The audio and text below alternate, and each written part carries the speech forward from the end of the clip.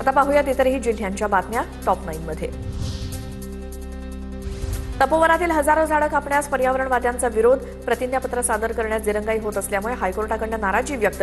नाशिक पालिकेसह वृक्ष प्राधिकरणाला 2 आठवड्यात प्रतिज्ञापत्र सादर करण्याचे आदेश। चंद्रपुरातील किडनी रॅकेट प्रकरणामध्ये ईडीची एंट्री, मुख्य संशयित आरोपी डॉक्टर रवींद्रपाल सिंग आणि डॉक्टर राजरत्न गोविंदसामीच्या आर्थिक व्यवहारांची तपासणी, दोन्ही डॉक्टरांवरती मनी लॉन्ड्रिंगचा गुन्हा दाखल होण्याची दाट शक्यता। नागपूरच्या कुहीमधील मांढळ पेट्रोल पंपावरती वाघाचा वावर, व्हिडिओ सोशल मीडियावरती व्हायरल। अचानक रस्त्यावरती वाघ आल्यामुळे नागरिकांमध्ये भीतीचं वातावरण।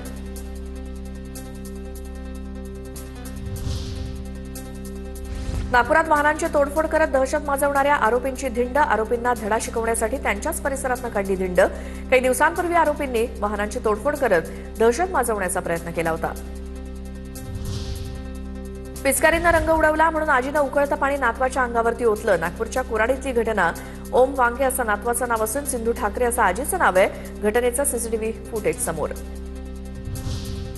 पालघरमध्ये प्रियकरासोबत विवाह केल्याच्या रागातनं तरुणीच्या भावाकडनं प्रियकराच्या घरी गोळीबार। घटनेनंतर आरोपी मोटरसायकलवरनं फरार। आरोपी उमेश घरत याला यवतमाळ जिल्ह्यातनं अटक, अधिकचा तपास सुरू। अकोला पालिकेच्या स्वीकृत सदस्यपदासाठी निवड प्रक्रिया सुरू। आतापर्यंत 50 उमेदवारांना 87 अर्जांचं वाटप। 6 मार्चला दुपारी 2 वाजेपर्यंत अर्ज सादर करण्याची मुदत। अंबाजोगाईतील घाटनांदूर रेल्वे फाटकावरती गेट बंद होताच वाहनांच्या लांबच लांब रांगा लागून वाहतूक कोंडी, तसंच अपघाताचा धोका वाढल्यामुळे इथे तातडीनं उड्डाणपूल उभारण्याची नागरिकांची मागणी।